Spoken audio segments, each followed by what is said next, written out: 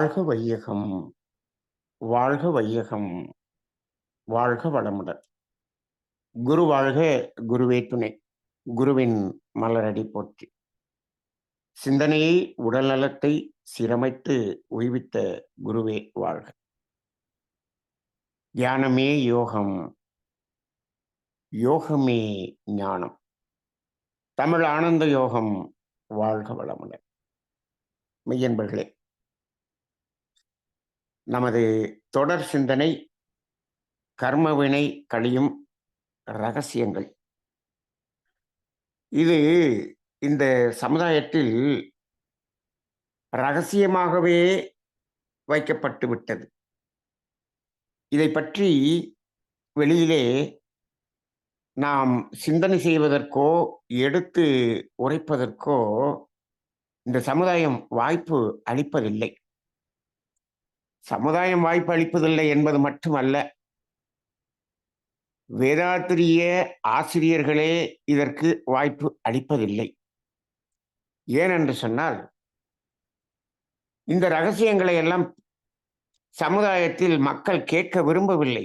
இதையெல்லாம் சொல்லி இங்கு வரக்கூடிய மக்களை விரட்டி விடாதீர்கள் என்று இதற்கு தடை சொல்லக்கூடியவர்கள் தான் அதிகமாக இருக்கிறார்கள். உண்மையை சொன்னால் மக்கள் வரமாட்டார்கள், அப்ப உண்மையை சொல்ல வேண்டாம். இப்படி மூடி மறைத்துத்தான் இப்பொழுது இயற்கையின் உண்மைகள் இந்த சமுதாயத்துக்கு எதுவுமே தெரியாத ஒரு நிலையை பார்க்கிறோம். அதற்கு பதிலாக என்ன மலர்ந்திருக்கிறது என்று சொன்னால், ஒவ்வொருவரது மனதிலும் இந்த விஞ்ஞானம் சொல்லக்கூடிய ஒவ்வொன்றும் அதைத்தான் ஏற்றுக்கொள்ளக்கூடிய அளவில் இந்த சமுதாயத்திற்குள்ளாக நாம் அதை வளர்த்து விட்டோம். விஞ்ஞானம் வளர்ந்து வளர்ந்து வளர்ந்து இப்பொழுது எந்த அளவுக்கு சென்று விட்டது? இந்த உலகத்தை ஒரு 50 முறை 100 முறை அழிக்கக்கூடிய அளவுக்கு, அணு ஆயுதங்களை கண்டுபிடிக்கக்கூடிய அளவுக்கு விஞ்ஞானம் வளர்ந்து இருக்கிறது. அப்ப இந்த விஞ்ஞானம் முழுக்க வளர்ச்சி மனிதனுடைய வாழ்க்கையை, இந்த பூமியில் இருக்கக்கூடிய உயிரினங்களின் வாழ்க்கையை அழிப்பதற்கு என்ற அளவில்தான் வளர்ந்திருக்கிறது. அதற்குத்தான் சமுதாய மக்களினுடைய ஆதரவும் அதிகமாக இருப்பதை பார்க்கிறோம். நாங்கள் துன்பத்தின் உச்சத்துக்கு சென்று நாங்கள் அழிந்து கொண்டு விடுவோம், இதை நாங்கள் செய்வோம், நீங்கள் யார் இதற்கெல்லாம் முட்டுக்கட்டை போடுவது என்று இதுபோல உண்மை பேசுபவர்களிடம் கேட்டால், வாழ்க வளமுடன் என்று ஒரே வார்த்தை சொல்லி நாம் முடித்துக்கொள்ள வேண்டிய ஒரு சூழ்நிலைதான் இருக்கிறது. இந்த இடத்திலே இந்த கர்மவினை ரகசியங்களை பற்றி இப்பொழுது சிந்திப்பதற்காக இணைந்திருக்கக்கூடிய அனைவருக்கும் முதலிலே வாழ்த்துக்களை தெரிவித்துக் கொள்வோம். சரி, இந்த கர்மவினை கழியும் ரகசியங்கள். இப்போ நாம் இதை அது கழியக்கூடிய அளவுக்கு விடக்கூடாது என்பதைத்தான் இவ்வளவு காலமாக பேசி வந்து கொண்டிருந்தோம். கர்மவினை தானாக கழியக்கூடிய சூழ்நிலை நமக்கு வரக்கூடாது என்பதுதான் தமிழ் ஆனந்த யோகத்தின் முதல் குறிக்கோளாக நாம் சொல்லிக் கொண்டிருக்கிறோம். அது கழியும். ஆனால் கழிவதற்கு முன்னால் நாம் என்ன செய்ய வேண்டும்? அதை கழித்து விட வேண்டும் என்பதற்கான உத்திகளை சொல்வதுதான் நமது வேதாத்ரி மகரிஷியினுடைய இந்த கர்மவினை தத்துவம். இந்த கர்மவினை தத்துவம் ஏதோ மக்களை பயமுறுத்துகிறது என்று சொல்லுகிறார்களே, இல்லை. பயமுறுத்தலை சொல்லி அது வராமல் தடுப்பதற்குரிய மார்க்கத்தையும் வழியையும் சொல்லக்கூடியதுதான் இந்த வேதாத்திரிய தத்துவமே தவிர, அது வெறும் பயமுறுத்துதலை செய்வது இல்லை என்பதை இந்த நேரத்தில் அனைவரும் உணர்ந்து கொள்ள வேண்டும். பயமுறுத்தல் செய்யாமல் அதை தடுப்பதற்குரிய வேலையை செய்ய முடியாது. நீங்கள் சாதாரணமாக ஒரு நோய் வந்து விட்டது என்று வைத்துக் கொள்ளுங்கள். இப்ப அந்த நோய் குணமாக வேண்டும் என்பதுதானே நோக்கம். உண்மையான மருத்துவரிடம் செல்கிறோம் என்று வைத்துக் கொள்ளுங்கள். சார், உண்மையான மருத்துவர் எங்கே இருக்கிறார்? உண்மையாக மருத்துவர் யாருக்கு கிடைப்பார் என்று சொன்னால், கருமையத்தில் தூய்மை நடந்தவர்களுக்கு உண்மையான மருத்துவர் கண்ணுக்கு தெரிவார். சரி, அப்படி ஒரு உண்மையான மருத்துவர் என்ன செய்வார் என்று நினைக்கிறீர்கள்? முதலில் நாம் இந்த நோய் வருவதற்கான காரணம் என்பதை உங்களுக்கு தெளிவுபடுத்துவார். தெளிவுபடுத்தும் போது அதுக்குரிய காரணம் நம்மிடம் தான் இருக்கிறது என்பதை நமக்கு உணர்த்தி விடுவார். உணர்த்திய பிறகு அந்த காரணத்தை செய்வதை நிறுத்துங்கள் என்று சொல்லுவதிலேயே 75% அந்த நோய் குணமாவதற்கான சூழ்நிலையை உருவாக்கி விடுவார். அதன் பிறகுதான் அவர் அந்த நோயை சரி செய்வதற்கு நீ என்ன செய்ய வேண்டும் என்று சொல்லுவார். அப்ப நாம் செய்யக்கூடாதது என்பது 75%, செய்ய வேண்டியது 25% தான் இருக்கும். இதைத்தான் அவர் செய்வார்.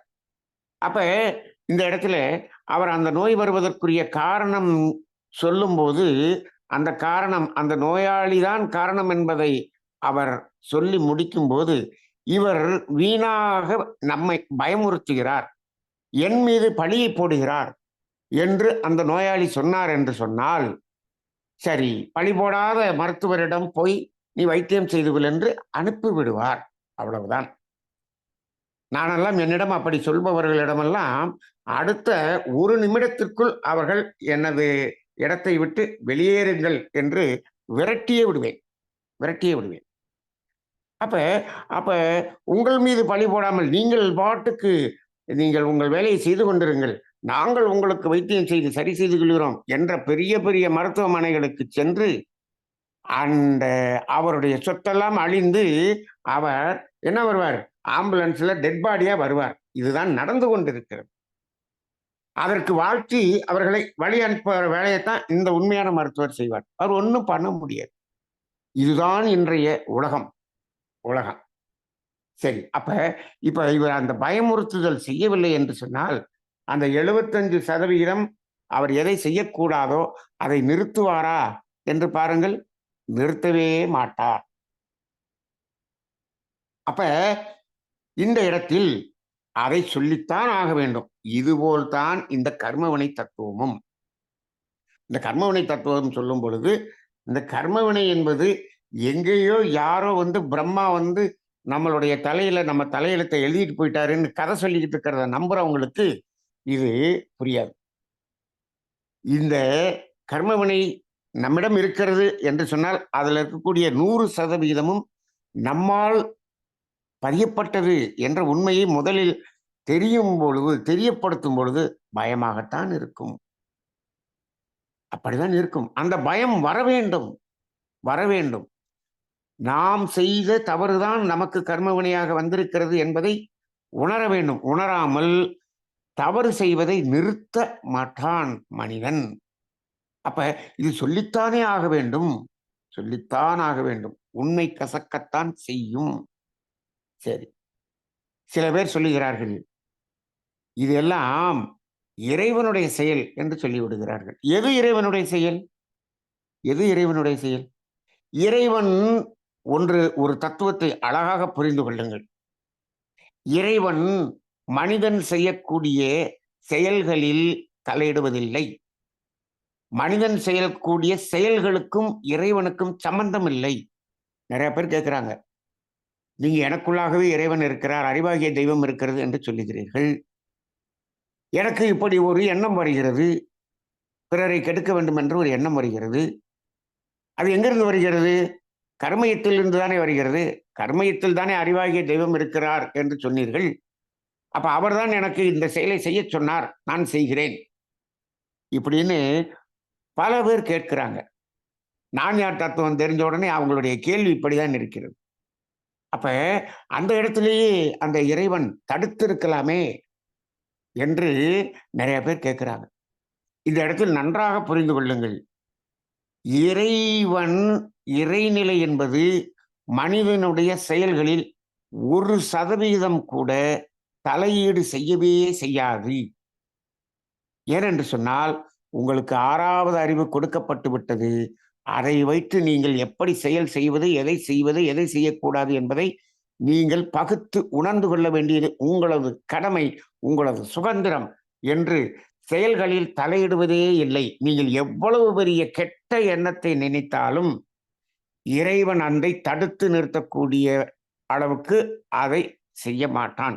ஆனால் அந்த மையம் என்பது அங்கு இருந்து கொண்டே என்ன சொல்லிக் கொண்டிருக்கும் என்று சொன்னால், இது தவறு, இது தவறு என்று சொல்லிக்கொண்டே இருக்கும். நீங்கள் பாருங்கள், ஒரு கர்ம வினை செய்யக்கூடிய ஒரு துன்பத்தை கொடுக்கப் போகிறீர்கள் என்று வைத்துக் கொள்ளுங்கள். நீங்கள் இதனால் எனக்கு இத்தனை லட்சம் லாபம் இருக்கிறது, நான் கொடுக்கப் போகிறேன் என்று மேல் மனம் சொல்லும். அதற்கு நடுமனம் என்ன பண்ணும்? நான் அதை ஆமோதிக்கிறேன் என்று சொல்லும். ஆனால் அந்த அடிமனம் என்று ஒன்று இருக்கிறதே, அது என்ன சொல்லிக் கொண்டிருக்கும்? இது தவறு, இது தவறு என்று சொல்லிக் கொண்டிருக்கும். இந்த மேல் மனமும் நடுமனமும் நீ கம்முனு கெட அப்படின்னு சொல்லி அதை ஆஃப் பண்ணிட்டு இந்த செயலை செய்யும். இப்போ அப்ப அந்த மனசாட்சி என்று ஒன்று சொல்லிக் கொண்டிருக்கிறது என்று சொல்லுகிறீர்களே, நாம் தவறு செய்கிறோம். ஆனால் மனசாட்சி என்று லேசா அது உணர்த்துது. அங்குதான் இறைவன். ஆனால் அது தடுக்காது. ஆனால் அது நமக்கு அதை காட்டிக் கொண்டு இருக்கும். அதனாலதான் சில பேர் சொல்லுவாங்க, எப்பா நீ இறைவனுக்கு பயப்பட வேண்டாம், நீ இறைவனை நம்ப வேண்டாம். சாமி இல்லைன்னு சொல்றவங்க கூட நிறைய பேர் என்ன சொல்லுவாங்கன்னா, நீ இறைவனை நம்ப வேண்டாம், ஆனால் உன் மனசாட்சிக்கு பயந்து நீ வாழ்ந்தால் போதும் என்று சொல்வார்கள். ஏன்? அந்த மனசாட்சியாக இருப்பதே யார்? இறைவன் தான். அதுதான் அடிமனம். அங்கு சொல்லிக் கொண்டுதான் இருக்கும். ஆனால் அந்த செயலை தடுப்பதோ, அந்த செயலை நிறுத்துவதோ அந்த வேலையை செய்யாது, செய்யாது. இதை மட்டும் புரிந்து கொள்ளுங்கள். மகரிஷி அவர்கள் சொல்வார்கள், இறைவன் என்பதற்கு அவர் விளக்கம் சொல்வார்கள். என்ன என்று சொல்வார்கள் என்று சொன்னால், செயலுக்கு விளைவாக வருபவன் இறைவன் என்று சொல்வார். அப்ப செயலை செய்ய சொல்பவன் இறைவன் என்று சொல்லவில்லை. செயலை செய்வது உன் கடமை, விளைவாக வருவது இறைவன். அப்ப அதற்கு எப்படி விளைவை கொடுக்க வேண்டும்? உன்னுடைய கர்ம வினையை அழிக்க வேண்டுமா, இல்லது கர்ம வினையாக பதிந்து உனக்கு துன்பத்தை கொடுக்க வேண்டுமா? அதை மட்டும் செய்யக்கூடியது எது? அந்த இறைநிலை. அப்ப செயலுக்கு விளைவாக வருபவன் இறைவன் என்று மகரிஷி சொல்லுவார். அப்ப செயலுக்கும் இறைவனுக்கும் சம்பந்தம் இல்லை, விளைவுக்கும் இறைவனுக்கும் சம்பந்தம் உண்டு. சரி, இப்ப அந்த விளைவை யார் கொடுக்கிறா? அந்த இறையாற்றல் தான் விளைவாக வருகிறது என்று வைத்துக் கொள்ளுங்கள். அந்த விளைவை வராமல் தடுக்கக்கூடிய ஒரு ஆற்றலும் அறிவும் இந்த 6வது அறிவுக்கு கொடுக்கப்பட்டிருக்கிறது. நீ புண்ணியம் செய்து அதை வராமல் தடுத்துக் கொள்ளலாம். அது தட் இஸ் யுவர் ஆப்ஷன். அந்த ஆப்ஷன் ஒவ்வொரு மனிதனுக்கும் கொடுக்கப்பட்டிருக்கிறது. இதை சொல்லித் தருவதற்குத்தானே நாம் இந்த கர்மவினை ரகசியங்கள் என்று இந்த தத்துவத்தை ஆழமாக சிந்தித்துக் கொண்டிருக்கிறோம். அது எனக்கு பயமாக இருக்கிறது அப்படின்னு சொன்னா, பயமா இருந்துச்சுன்னா எங்கே விட்டுருங்க, போங்க, அனுபவிங்க, வாழ்க வளமுடன். 3 தடவை வாழ்க வளம்னு சொல்லி வாழ்க்கையை அனுப்பிட வேண்டியதான். வேறு வழியே இல்லை, வழியே இல்லை. அப்ப இதுதான் இன்றைய நிலை, இன்றைய நிலை. அதற்கு காரணம் அவர்களுடைய பெற்றோர்கள். அவர்களுடைய பெற்றோர்கள் அவருக்கு அறம் சொல்லி வளர்த்திருந்தால் அவர்கள் கேட்பார்கள். பெற்றோர்கள் எல்லாம் என்ன சொல்லி வளர்க்கிறார்கள்? நீ பணம் சம்பாதிக்க வேண்டும், யாரை கெடுத்தாவது சம்பாதிக்கணும், எப்படி வேணாலும் சம்பாதிக்கலாம், பணம் சம்பாதிக்கணும் அப்படி சொல்லி கொடுத்தாங்க. அப்படி வளர்ந்தவர்கள் இப்பொழுது இந்த அறம் சொல்லக்கூடிய இந்த செயலை கேட்பார்களா? கேட்க மாட்டார்கள். அது அவர்களுடைய பெற்றோர்களுடைய குற்றம், அவர்களை வளர்த்த ஆசிரியர்களின் குற்றம், அவர்களை வளர்த்த சமுதாயத்தினுடைய குற்றம். அப்ப இப்ப கர்ம வினை கழியறதுக்கான நிலை எப்படி? இப்ப கர்ம வினை கழியும் ரகசியங்களை நாம இன்னைக்கு இருக்கக்கூடிய சூழ்நிலையை பொறுத்து பார்ப்போம். இன்னைக்கு எல்லா பக்கமும் என்ன பேசப்படுகிறது? நிலச்சரிவு. இப்படி ஒரு நிலச்சரிவு வந்து விட்டது. குடும்பத்தில் இருப்பவர்கள் அனைவரும் காணோம். அவர்கள் உடைமையெல்லாம் போய்விட்டது. ஒரு சொந்த வீடு இல்லை. இப்ப அவர்களும் இல்லை, அவர்கள் குடும்பத்தோடு இல்லை. என்ன நடந்திருக்கிறது? என்ன நடந்திருக்கிறது? அவர்கள் உடைமையும் போய் அவர்களும் இல்லை என்று சொன்னால், முழுக்க முழுக்க முழுக்க இன்ஸ்டன்டா உடனடியாக அவர்களுடைய கர்மயம் தூய்மை அடைந்து அவர்கள் இறைநிலையோடு விண்காந்த களத்திலே கலந்திருப்பார்கள் என்பதுதான் உண்மை. அப்படிதானே?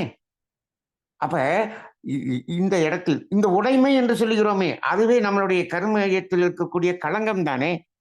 இப்ப எல்லாத்தையும் இழந்துட்டாங்களே, எல்லாமே போயிடுச்சு அல்லவா? சரி. இப்போ இது ஒரு பகுதியில் ஒரு சாராருக்கு நடக்கிறது நடக்கிறது. இது ஏன் நடக்கிறது? நிறைய பேர் இன்னைக்கு நிறைய அதை பற்றிய காணொளிகள் போட்டுக்கொண்டே இருக்கிறார்கள். இது இயற்கையின் கோரத்தாண்டவமா என்று கேட்கிறார்கள். இல்லை. இது மனிதர்கள் செய்யக்கூடிய தவறா என்று பல பேர் கேட்கிறார்கள். இது அதிகாரிகள் செய்யக்கூடிய தவறா, அரசாங்கம் செய்யக்கூடிய தவறா என்றெல்லாம் பல்வேறு வகையிலே இப்பொழுது நீங்கள் காணொளிகளை கேட்டுக்கொண்டிருப்பீர்கள். ஆம். இப்போ இது எல்லாமே இது மனிதர்கள் செய்யக்கூடிய தவறு, அதிகாரிகள் செய்யக்கூடிய தவறு, அரசாங்கம் செய்ய எல்லாம் ஒட்டுமொத்தமாகத்தான் இப்பொழுது இப்படி வந்து கொண்டு இருக்கிறது. அப்ப இதை இப்பொழுது இந்த காலத்தில் வரும் என்று கணிக்கக்கூடிய ஒரு கணிப்பும் மக்கள் சொல்லுகிறார்கள். அந்த கணிதம் இப்பொழுது விஞ்ஞான ரீதியாக கணிக்கக்கூடியதை மட்டும் ஏற்றுக்கொள்கிறார்களே தவிர, வானியல் ரீதியாக, ஜோதிட ரீதியாக, வானியல் ஆராய்ச்சியவே நமது சித்தர்கள் பாணியிலே சில பேர் கணித்து சொல்லியிருக்கிறார்கள்.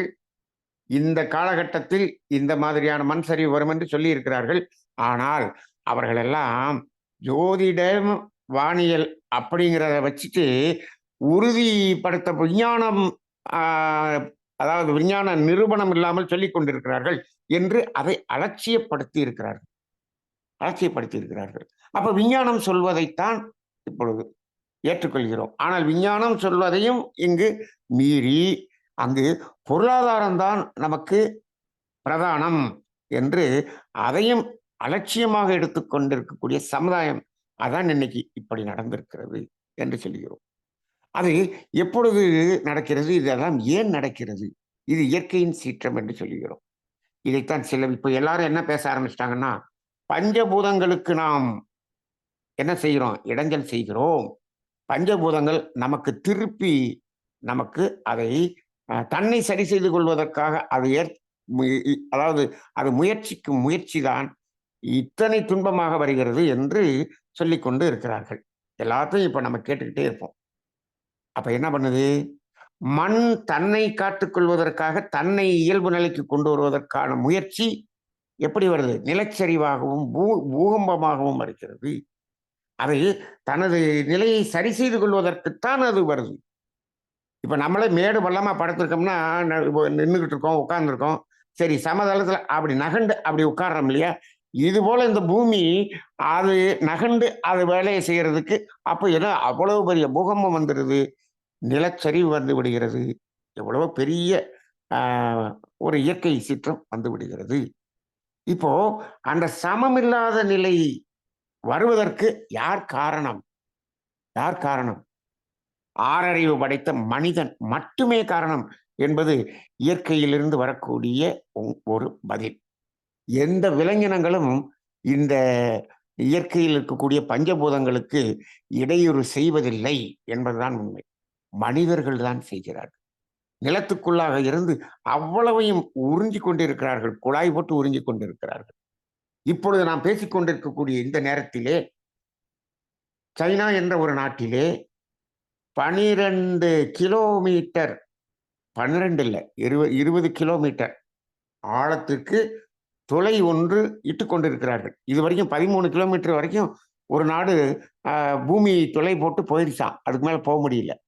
அதை தாண்டி இவர் சாதனை படைக்க வேண்டும் என்று இப்பொழுது 13 கிலோமீட்டரை தாண்டி பூமிக்குள்ளாக ஓட்டை துளை போட்டு கொண்டிருக்கிறார்கள். எதற்கு? சாதனை. அங்கு என்ன இருக்கிறது என்று கண்டுபிடிக்க போகிறோம். அதை எடுத்து நாங்கள் பயன்படுத்த போகிறோம். இப்போ ஒண்ணுமே இல்லாம இருக்கோம். அப்படி சாப்பிட்றதுக்கே வசதி இல்லை, வாழ்றதுக்கே வசதி இல்லை. அங்க போய் எடுத்துட்டு வந்துதான் இப்ப பண்ண போறோம். எப்படி இருக்கிறான் மனிதன் பாருங்க. சந்திரனில் என்ன இருக்கிறது? செவ்வாயில் என்ன இருக்கிறது? சந்திரனின் அந்த துருவத்தில் என்ன இருக்கிறது? நமது நாடே தென் துருவத்தில் நாங்கள் இறங்கி விட்டோம். அங்க என்ன இருக்குதுன்னு கண்டுபிடிக்க போறோம். அங்கிருந்து இருக்கக்கூடியது எல்லாத்தையும் கொண்டு வந்து இங்க நாங்க வந்து எங்கள் வசதியை பெருக்கிக் கொள்ளப் போகிறோம். இங்க இருக்கக்கூடிய வசதி பத்தலையா? இந்த பூமியில் இருக்கக்கூடிய வளங்கள் பற்றவில்லை, அங்கு போய் எடுத்து வரக்கூடிய அளவுக்கு இவன் ஆராய்ச்சி செய்து கொண்டிருக்கிறான். இப்படிதான் சென்று கொண்டிருக்கிறார். அப்ப ஒவ்வொன்னும் இந்த மண் என்ற தத்துவத்துக்கு கொடுக்கக்கூடிய இடைஞ்சல்கள் எவ்வளவு? இந்த மண் மீது ஓடிக்கொண்டிருக்கக்கூடிய நதிகள், எத்தனை நதிகளின் வழித்தடங்களை எல்லாம் நாம் அடைத்து விட்டோம். அது தனது பாதையை தேடி கண்டுபிடிப்பதற்காக வரும்பொழுது, எதெல்லாம் இடையில் மறித்து இருக்கிறதோ அத்தனையும் என்ன செய்கிறது? அத்தனையும் காலி செய்துவிட்டு தனது வழித்தடத்தை அது எடுத்துக்கொள்கிறது. அவ்வளவுதானே! இயற்கை தன்னுடைய நிலையை தக்க வைத்துக் கொள்வதற்கான முயற்சியில் ஈடுபடும் பொழுது, மனிதன் முழுக்க முழுக்க முழுக்க பெரிய ஒரு டிசாஸ்டர் அந்த அழிவு என்ற ஒரு நிலையை சந்திக்கின்றான். அப்ப இந்த பஞ்சபூதங்கள் அவற்றிற்கு கொடுக்கக்கூடிய அந்த தடைகளும் இடைஞ்சல்களும் தான் இப்பொழுது இந்த இயற்கை சீற்றத்துக்கு காரணம் என்று இப்போ நிறைய பேர் பேச ஆரம்பித்து விட்டார்கள். அப்ப பஞ்சபூதங்களால் தான் நமக்கு அந்த இயற்கை சீற்றம். மண்ணின் மூலமாக வரும், நீரின் மூலமாக வரும், நெருப்பின் மூலமாக வரும், காற்றின் மூலமாக வரும். சரி, ஆகாயத்தின் மூலமாக வருமா? அதுதான் இன்னும் யாரும் சொல்லல. ஏன்னா ஆகாயம் வர்றது உங்களுக்கு ஆகாயம் என்றால் என்ன என்று தெரியவில்லை. அதனால சொல்லல. அப்ப எல்லா வகையிலும் நமக்கு துன்பம் வருகிறது என்று சொல்கிறோம். ஆனால் நம் வேதாத்திரிய காந்த தத்துவத்தை நன்கு, கர்மவினை தத்துவத்தை நன்கு ஆராய்ச்சி செய்து அதை சிந்தனை செய்து பார்த்தால், இப்படி பஞ்சபூதங்கள் இருந்து நமக்கு துன்பம் வர வேண்டிய அவசியம் இல்லை. அது எப்பொழுது வரும் என்பதை நம்மால் சிந்தனை செய்து உணரக்கூடிய ஒரு நிலை இருக்கிறது. இன்றைக்கு அந்த ரகசியத்தை தான் நாம் பேசப் போகிறோம். பஞ்சபூதங்கள் வெளியிலிருந்து இப்படி துன்பத்தை கொடுக்க வேண்டிய ஒரு நிலை எப்பொழுது வரும் என்பதை இப்பொழுது நாம் சிந்தித்து உணர வேண்டும். இப்ப பாருங்க, மனிதனுடைய கர்மயத்தில் இருக்கக்கூடிய கர்மய களங்கங்களை போக்குவதற்கு நமக்குள்ளாக அந்தந்த மனிதனுக்குள்ளாகவே அந்த துன்பம் என்பது உள்ளேயே நிகழ்ந்து அங்கேயே கர்மவினை கழியக்கூடிய ஒரு நிகழ்வுதான் முதலில் நடக்கும். இதுதான் சாதாரணமாக கர்மவினை கழியும் ரகசியங்கள். இப்பொழுது பாருங்கள், பஞ்சபூதங்கள் என்று வெளியில போகாதீங்க. இந்த உடல் பஞ்சபூதங்களால் ஆனது தானே? ஆமாம். இப்போ நாம் கர்மவினை கழிவதற்காக துன்பம் அனுபவிக்கிறோமே, எப்படிப்பட்ட துன்பம் எல்லாம் அனுபவிக்கிறோம்? இந்த உடலுக்குள்ளாக இருக்கக்கூடிய 5 பூதங்களின் மூலமாக நாம் துன்பங்களை அனுபவித்துக் கொண்டிருக்கிறோமா இல்லையா? வெளியில் இருக்க பஞ்சபூதமே விட்டுருங்க. அப்ப இந்த உடலில் இருக்கக்கூடிய பஞ்சபூதங்கள் அப்படின்னு வருவோம். இப்ப முதல்ல ஆகாயத்தை இருக்கட்டும், அதை கடைசியில பார்த்துக்குவோம். காற்றின் மூலமாக மனிதனுக்கு துன்பம் வருகிறதா என்று பாருங்கள். இப்போ நோய் பாருங்க, காற்றின் அடிப்படையில் வரக்கூடிய நோய் இருக்கா? சுவாச கோளாறு, ஆஸ்மா, நுரையீரல் சம்பந்தப்பட்ட நோய்.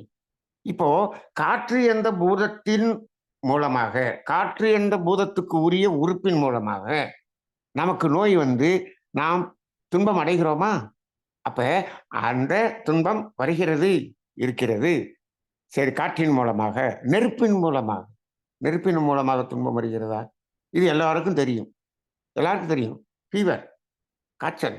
அது எப்படிப்பட்ட காய்ச்சல்? அதுல பல வகையான காய்ச்சல், கிருமியினால் வரக்கூடிய காய்ச்சல், எத்தனை வகையில். அப்ப சூடு, உடல் சூடு என்பது அந்த வெப்பத்தின் மூலமாக, அந்த நெருப்பு என்ற பூதத்தின் மூலமாகவும் நாம் நோய் அனுபவிக்கின்றோம். சரி, இப்போ நெருப்பின் மூலமாக அனுபவிக்கும் போது பாத்தீங்கன்னா, அந்த காற்றின் மூலமாக இருக்கிறதும் ஒண்ணு சேர்ந்துக்கிறோம். இப்போ காற்றின் மூலமாக இருக்கக்கூடிய ஒரு துன்பம் வரும் பொழுது, அந்த நிலம், நீர், மண்ணு இதுல இருக்கிறதெல்லாம் அவ்வளவு தெரியாது. ஆனால் நீங்கள் அதற்கு அடுத்த பஞ்சபூதங்களின் மூலமாக துன்பம் அனுபவிக்கும் போது எல்லாம் இதுவும் சேர்ந்துதான் தெரியும், சேர்ந்து வரும். எப்பொழுதுமே இது மெல்லியதல்லவா? காற்று என்பது மெல்லியது. அப்ப அந்த ஒரு கனமான ஒரு பூதத்திலிருந்து நமக்கு வரக்கூடிய துன்பம் வரும் பொழுது, இந்த துன்பமும் அதனோடு இணைந்துதான் வரும். ஏனென்று சொன்னால், விண்ணினுடைய கூட்டுதான் காற்று, காற்றுதான் நீர், நீருக்குள்ளாக காற்றும் இருக்கிறது. இப்போ நெருப்புக்குள்ளாக காற்றும் இருக்கிறது. நீருக்குள்ளாக காற்றும் இருக்கிறது, நெருப்பும் இருக்கிறது. நிலத்துக்குள்ளாக காற்றும் இருக்கிறது, நெருப்பும் இருக்கிறது, நீரும் எல்லாம் சேர்ந்து தானே வருகிறது. இதெல்லாம் நெருங்கி நெருங்கித்தானே அப்படி வருகிறது. அப்ப ஒவ்வொன்றும் அதிலிருந்து விடுபட்டு போவது இல்லை. இதை நாம் எந்த இடத்துல உணர்ந்திருக்கிறோம் வேதாத்திரிய தத்துவத்துலன்னா, முதல்ல இப்போ அழுத்தத்தை உணர்வதற்காக ஒரு புலன் வந்தது. அதாவது அதை உணர்ந்து முடிச்சாச்சு. சுவை என்ற நாக்கு வரும்போது அந்த அழுத்தம் என்பதும் இணைந்திருக்கும். நீங்க 5வது புலன் வரும்போது மற்ற 4 புலன்களும் அது கூடவே தான் இருக்கும். எல்லாமே இருக்கும். இதை நாம் பார்த்திருக்கிறோம். அதுபோல இப்போ அந்த காற்றின் மூலமாக நமக்கு வரக்கூடிய துன்பம், நெருப்பின் மூலமாக வரக்கூடிய துன்பம், நீரின் மூலமாக வரக்கூடிய துன்பம், சிறுநீர் சம்பந்தமாகவும், சளி சம்பந்தமாகவும், இரத்த ஓட்டம் சம்பந்தமாகவும் நிறைய இருக்கிறது. அப்ப நீரின் மூலமாக நாம் நோய்களை அனுபவிக்கின்றோம். சரி, மண்ணின் மூலமாக, எலும்பின் மூலமாக, உடல் இந்த மண்ணலாகிய உடல் தானே. உடலில் காயம் படுக்கிற அந்த விபத்துக்கள் நடக்கக்கூடிய ஒவ்வொரு இடத்திலும் நேரடியாக மண் மீது என்ன ஆகிறது, அது தாக்குதல் வருகிறது. அப்ப அங்கே நாம் துன்பம் அடைகிறோம். அப்ப அந்த மண்ணுல துன்பம், அந்த எலும்புல ஒரு முறிவு, அந்த இடத்துல பாருங்க நடக்கும்போது அந்த ரத்த ஓட்டத்திலும் கொஞ்சம் பாதிப்பு இருக்கும். அதே மாதிரி அந்த நேரத்துல ஃபீவர் வரும். எல்லாமே இருக்கும். அந்த 5 பூதங்களின் மூலமாக நாம் நோய்களை அனுபவிக்கிறோம் அல்லவா? இது எல்லாம் எதற்கு? நமது கர்மவினை கழிவதற்கு. கர்மவினை இருந்தால் தானே இந்த நோய் வரும். சார், நோய் வர்றதுக்கும் கர்மவினைக்கு என்ன சார் சம்பந்தம்? முழுக்க முழுக்க கர்மவினை என்று ஒன்று இல்லை என்று சொன்னால் எந்த துன்பமுமே வராது. அப்ப நோய்ங்கிறது ஒரு துன்பம். இந்த நோய் துன்பம் எப்படி வரும்? வரவே வராது. கர்மவினை மிகவும் குறைவாக இருப்பவர்க்கு இந்த உடலில் இருக்கக்கூடிய 5 பஞ்சபூதங்களின் உறுப்புகளும் சரியாக இயங்கும். அதன் ரீதியாக எந்த நோயும் வராது. அப்ப நோய் இல்லாம வாழ முடியுமா? நிச்சயமா வாழ முடியும். எப்பொழுது? கர்மயத்தை தூய்மையாக வைத்துக் கொண்டால் நோய் இல்லாத வாழ்க்கை வாழ முடியும். சரி. அப்ப நம்ம உடம்புக்குள்ள பஞ்சபூதங்கள் மூலமாக துன்பம் வருகிறதா? இதுதான் இயற்கையினுடைய அந்த செயல் விளைவு தத்துவம். அந்தந்த உடம்பில் இருக்கக்கூடிய பஞ்சபூதங்களின் மூலமாக அது துன்பத்தை கொடுத்து அதை சமன் செய்து கொள்வதுதான், இதுதான் நிலை. சரி, இந்த ஆகாயம் என்பதன் மூலமாக துன்பம் அனுபவிக்கிறோமா?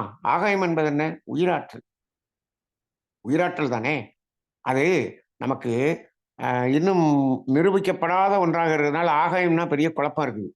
ஆகாயம் என்பது உயிராற்றல். சரி, அந்த உயிரின் படர்க்கு நிலை என்ன? மனம். மனம். இப்போ மனிதன் மன ரீதியாக துன்பம் அனுபவிக்கிறானா? இப்ப பாருங்க, இந்த மற்ற 4 பூதங்கள் வழியாக எந்த துன்பம் வந்தாலும் அதை துன்பமாக உணர்வது எது? இந்த மனம்.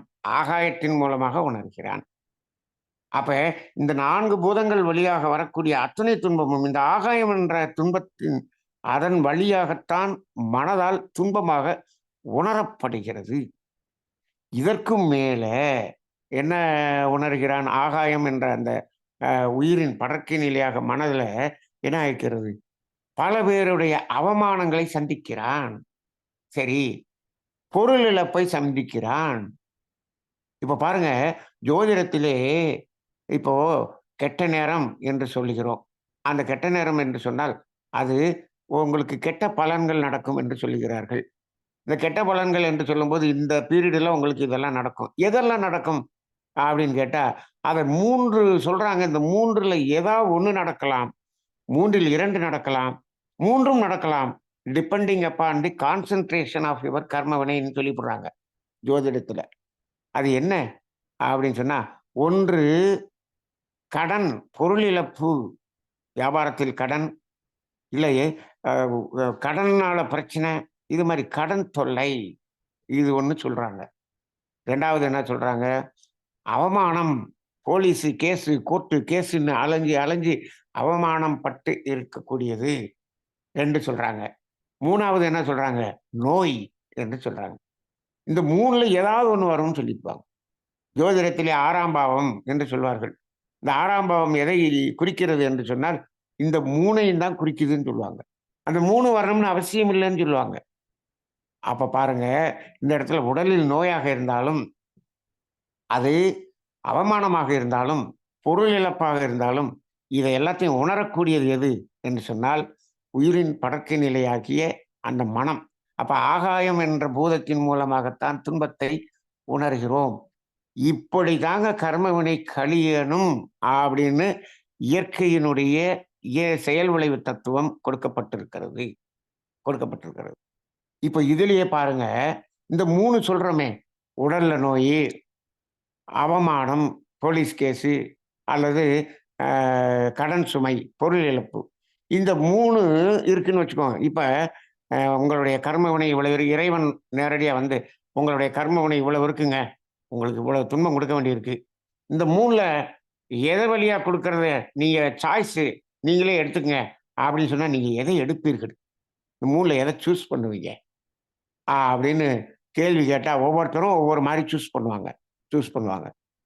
இப்போ இதை என் மனதின் என்னுடைய சிந்தனையின் அடிப்படையில் எதை சூஸ் பண்ணணும்னா, முதல்ல எத சூஸ் பண்ணணும்? பொருள் இழப்பு, கடன் அதத்தான் ஃபர்ஸ்ட் சூஸ் பண்ணுவோம். அதன் வழியாக இந்த கர்ம வினையை கழியுங்கள் என்று முதல்ல சூஸ் பண்றது அதத்தான் சூஸ் பண்ணலாம்.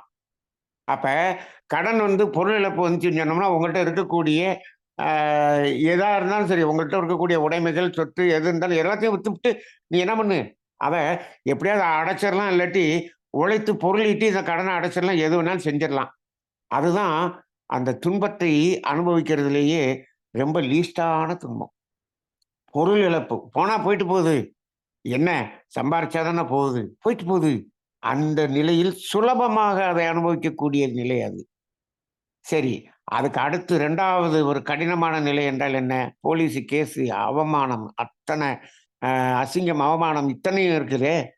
இதெல்லாம் வரக்கூடிய இது 2வதாக இருக்கிறது இருக்கிறது.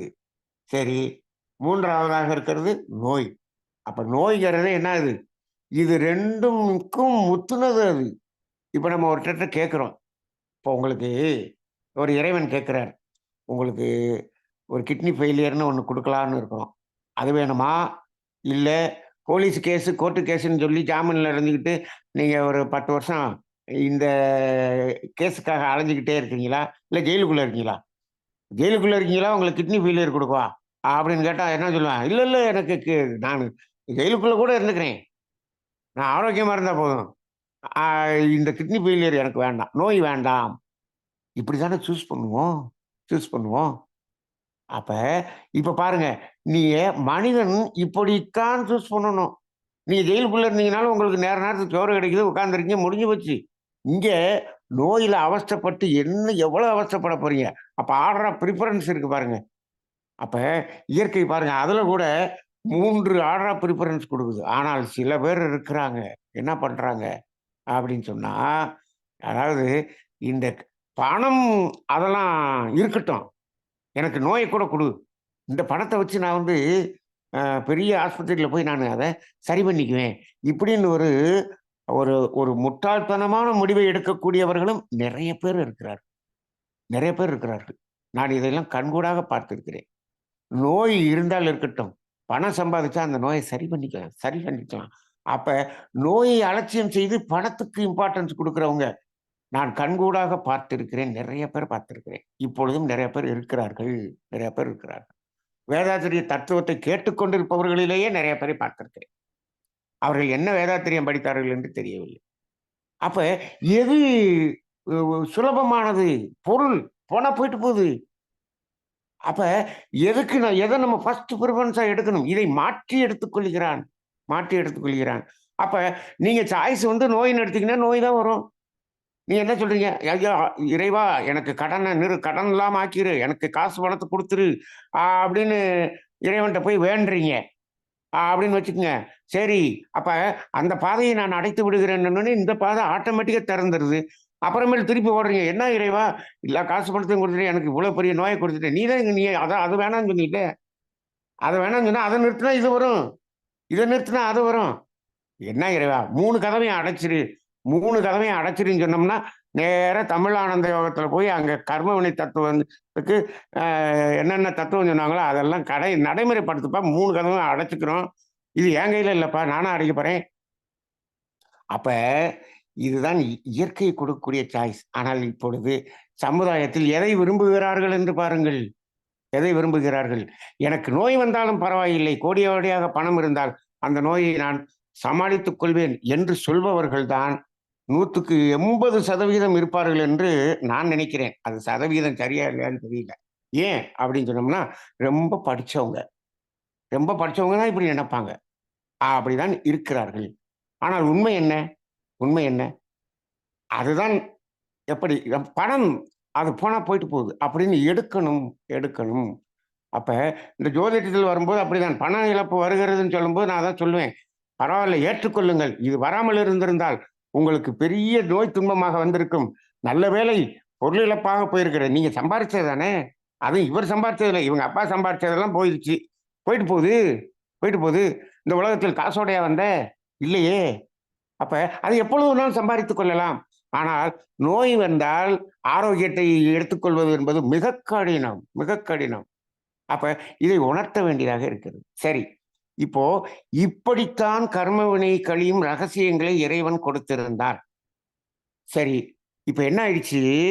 இப்போ இப்படி கழியக்கூடிய நிலை இருக்கும் பொழுது கருமையத்தில் என்னாச்சு? அடர்த்தி அடர்த்தி அடர்த்தி கூடி கூடி கூடி என்னாச்சு? இப்ப அடர்த்தி கூடும்போது இந்த 3யும் கடுமையா கொடுக்கும் இறைநிலை. அவ்வளவுதானே. சாதாரணமான கர்மவினை இருந்துச்சுன்னா சாதாரணமான நோய் வரும். கொஞ்சம் கடுமையான அடர்த்தி இருந்துச்சுன்னா கடுமையான நோய் வரும். இவ்வளவுதானே. இதுல வித்தியாசம் இருந்து கொண்டிருந்தது. இப்பொழுது என்ன ஆயிடுச்சுன்னா, இந்த உலகத்தில் இருக்கக்கூடிய மனிதர்கள் முழுவதும் அடர்த்தியாக, கடுமையான அடர்த்தியாக கர்மவினையை கூட்டிக் கொண்டே இருக்கிறார்கள். அது நிரம்பி வழியுது. அங்க இடம் இல்ல. இங்க இடம் இல்ல. அந்த அளவுக்கு நிரம்பி வழியக்கூடிய அளவுக்கு கர்மவினை கூடிவிட்டது. அப்ப என்னாச்சு? இதனுடைய டோட்டல் ஜெராக்ஸ் காப்பி வான்காந்தத்துல பதியுது இல்ல. அப்ப என்ன ஆகி போச்சு? இப்ப ஒட்டுமொத்த ஒவ்வொரு மனிதனும் அடர்த்தியாக பண்ணும்போது அங்கு வான்காந்தத்தில் அந்த கர்மவினையினுடைய அடர்த்தி டென்சிட்டி கூடி போச்சு. அந்த டென்சிட்டி கூடுனதுதான் இப்ப நீங்க நிறைய பேர் சொல்லிட்டு இருக்காங்க. இதெல்லாம் நீங்க நம்புறீங்களோ இல்லையோ தெரியாது. என் மனம் நம்புகிறது. அங்க அந்த கர்மவினையினுடைய டென்சிட்டி, ஏகப்பட்ட டென்சிட்டி கூடுனதுனாலதான் ஓசோன் லேயர்ல ஓட்டை விழுந்துச்சு. ஓசோன் லேயர்ல ஓட்டை போட்டது யாரு அப்படின்னு சொன்னா, இந்த ஒட்டுமொத்த சமுதாய மக்கள் இருக்கக்கூடிய கர்மவினையுடைய ஜெராக்ஸ் வான்காந்தத்துல பதியுது இல்லையா? அதுதான் இந்த ஓசோன் லேயரே ஓட்டை போட்டது. அந்த அளவுக்கு போயிருச்சு.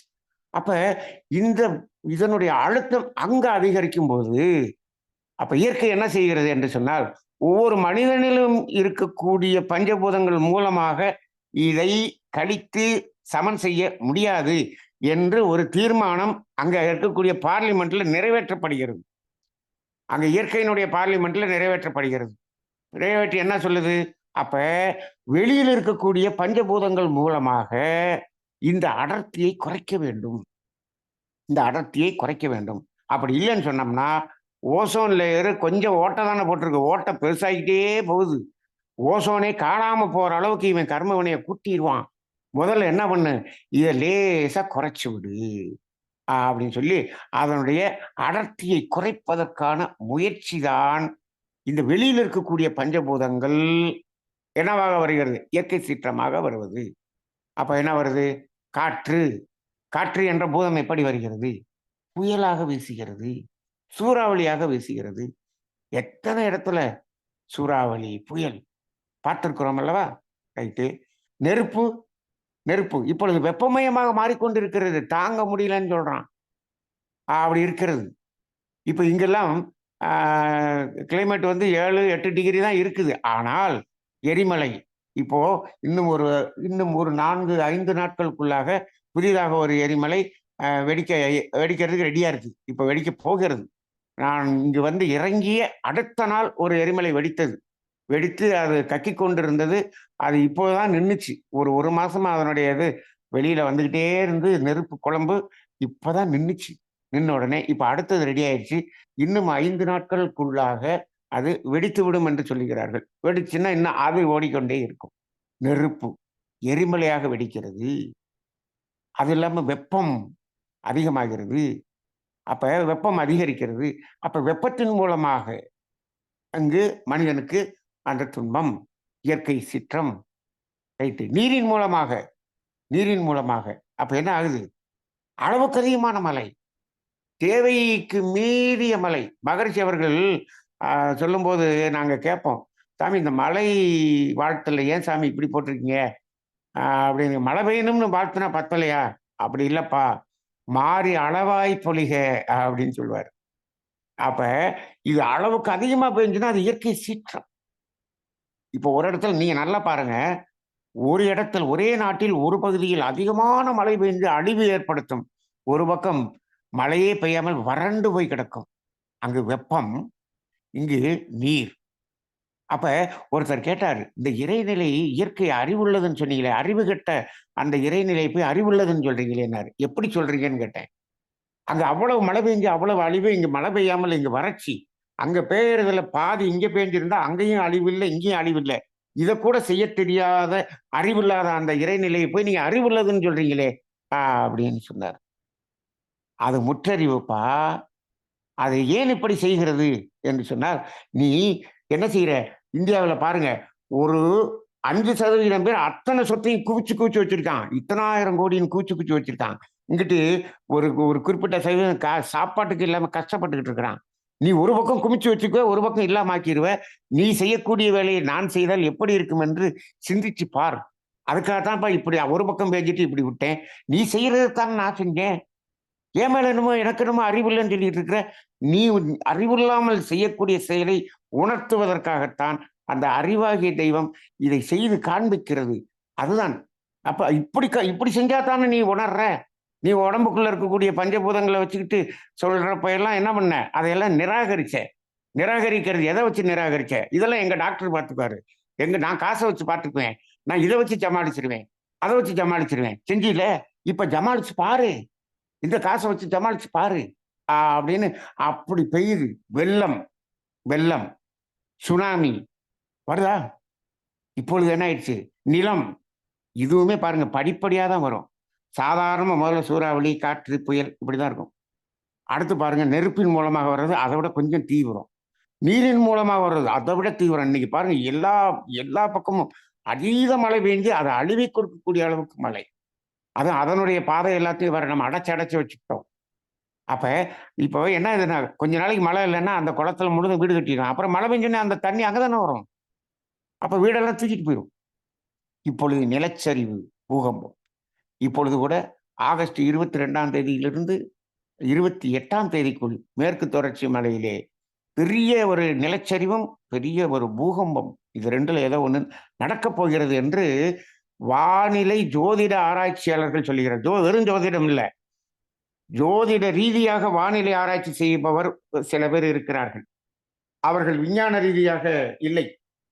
அவர்கள் ஒரு சித்தர்களுடைய டெக்னிக்க வச்சு சொல்றாங்க. அவர்கள் இப்படி சொல்லிக் கொண்டிருக்கிறார்கள். சொல்லிக்கொண்டு இந்த விஞ்ஞான ரீதியாக அதை கணிப்பவர்கள் கணித்துக் கொள்ளுங்கள் என்று சொல்லுகிறார்கள். அப்ப இன்னும் வரப்போகிறது என்று சொல்லுகிறார்கள். இப்போ இது எல்லாம் எப்பொழுது வரும்? எப்பொழுது வரும்? என்று கணிக்க வேண்டும் என்று சொன்னால், அப்பொழுது ஜோதிட ரீதியாக வானியல் ஜோதிட ரீதியாக அதை கணிக்க முடிகிறது. இப்போ இந்த கர்மவினை கூடியிருக்கிறது. அதற்குரிய அந்த கர்மவினையை குறைப்பதற்கான வேலையை செய்யக்கூடியது எல்லா கோள்களினுடைய அலையும் செய்யும். ஆனால் அதை தீவிரமாக அந்த பணியை செய்யக்கூடிய கோள்கள் 2. ஒன்று சனி, இன்னொன்று ராகு. இந்த 2ம் அதிதீவிரமாக மனிதனுடைய அந்த கர்மவினை கழிக்கக்கூடியதாக இருக்கும். அதனால தான் சனிய கண்டா எல்லாருக்கும் ஒரு பயம். அப்ப இந்த சனி 7.5 சனி அப்படின்னு சொல்லுவாங்க. ஒவ்வொரு மனிதனுக்கும் கர்ம வினையை கழிக்கக்கூடியது. இப்ப எல்லாம் அந்த 7.5 சனி, அஷ்டம சனி எல்லாம் ஒண்ணும் செய்யறதில்ல. ஏன் செய்யறதில்லன்னா, தனி மனிதர்களுக்கெல்லாம் ஒவ்வொருத்தருக்கா செஞ்சு அலுத்து போச்சு. ஒருத்தன் திருந்துற மாரி இல்ல. இப்போ இந்த சனியும், ராகுவும் என்ன செய்கிறது என்று சொன்னால், இந்த உலக மக்களுக்கு மொத்தமா கர்ம வினையை கழிக்கிறது. இப்ப என்ன ஆச்சுன்னா, ரீட்டெயில் சேல்ஸ நாங்க நிறுத்தி வைத்து விட்டோம். டோட்டலா ஹோல்சேல் தான். இனிமேல் பண்டல் பண்டலா அப்படியே இறக்குறது அப்படிங்கிற நிலைக்கு சென்று விட்டார்கள். அந்த நிலைக்கு வந்து விட்டது. அப்ப இப்பொழுது இந்த சனியும் ராகுவும் இணையக்கூடிய ஒரு காலம் நெருங்கி கொண்டிருக்கிறது. நெருங்கி கொண்டிருக்கும் பொழுது இப்பொழுதுதான் என்னாச்சு, ஒரு படம் ஓட்டுவதற்கு இப்போதுதான் எழுத்து போட ஆரம்பித்திருக்கிறார்கள். எழுத்து போட ஆரம்பிச்ச போது ஒரு ஒரு எழுத்து போட்டிருக்கிறாங்க வயநாடுல ஓட்டது. இன்னும் ஒவ்வொரு இடத்துலயும் வருது. இப்ப இந்த ஒரு ஒரு 10 நாட்களுக்குள்ளாக எவ்வளவு பெரிய துன்பம் பாருங்கள். இப்போ அந்த உலகப் போர் நடக்கக்கூடிய அளவுக்கு தீவிரமாக வருகிறது. ஏன்னா நீ ராகு சம்பந்தப்படும் பொழுது, இது ராகுவும் சனியும் சம்பந்தப்பட்டால் இந்த போர் அழிவுகள் வந்து உலகம் முழுவதும் ஆ நிதி நெருக்கடியில் சிக்கி தவிக்க வேண்டிய ஒரு நிலை வரும். ஏனென்று சொன்னால், இது 2ம் இணையக்கூடிய இடம் எது என்று சொன்னால், குருவினுடைய வீடு. குரு என்பவன் தனகாரகன். பொருளாதார ரீதியாக 2025ல் உலகம் முழுவதும் ரெசஷன்லாம் இந்த நாட்டுல ரெசஷன், அந்த நாட்டுல ரெசஷன். ஒட்டுமொத்த உலகத்துக்குமே பெரிய பொருளாதார ரீதியாக அழிவை கொடுக்கக்கூடிய அளவுக்கு அப்படின்னா இப்ப இவங்க செய்யறது இந்த உலகப் போர் இதெல்லாம் வர்றதெல்லாம் பார்த்தா அத்தனையும் அழிவு தானே. எவ்வளவு இவ்வளவும் அத்தனை ஒவ்வொரு நாடும் வச்சிருக்கக்கூடிய அந்த ஆயுதங்கள்லாம் பாருங்க, யாரு மக்களுடைய வரிப்பணம். இது ஆக்கத்துறைக்கு பயன்படுத்தாம இப்படி போறதுக்கு. அப்ப இப்படியெல்லாம் உலகம் சென்று கொண்டிருக்கிறது. அப்ப இந்த காலகட்டம் எதற்காக வருகிறது? ஏன் இந்த கோள்கள் இப்படி செய்கிறது? இயற்கை சீற்றம் ஏன் வருகிறது? என்றால் மனிதனுடைய ஒவ்வொரு மனிதனுடைய அந்த கர்மயத்தில் இருக்கக்கூடிய இதனுடைய ஜெராக்ஸ். சார் இப்ப உலகம் முழுவதும் இருக்கிறதுல நான் ஒருத்தன் மட்டும் குறைக்கிறதுனால அங்க என்ன குறைஞ்சிரவா போகுது? இதுதான் இப்பொழுது 33 பேர் உட்கார்ந்திருக்கிறோமே இவங்களுடைய கேள்வி. நம்மளும் அந்த 330 கோடியோட நம்மளும் சேர்ந்து பேசாம போயிட்டே இருப்போம் சார். அப்படின்னு மனசு நினைக்க தோணுதுன்னு நினைக்கிறேன். தயவுசெய்து போகாதீங்க. இத கேட்டுட்டு போங்க. அப்படி போறதா இருந்தாலும் கேட்டுட்டு போங்க. என்னன்னா, இப்ப நம்ம குறைக்கிறதுனால அங்க குறைய போகுதா? அப்படின்னா இந்த பால் ஊத்துற கதை தான் சொல்ல முடியும்.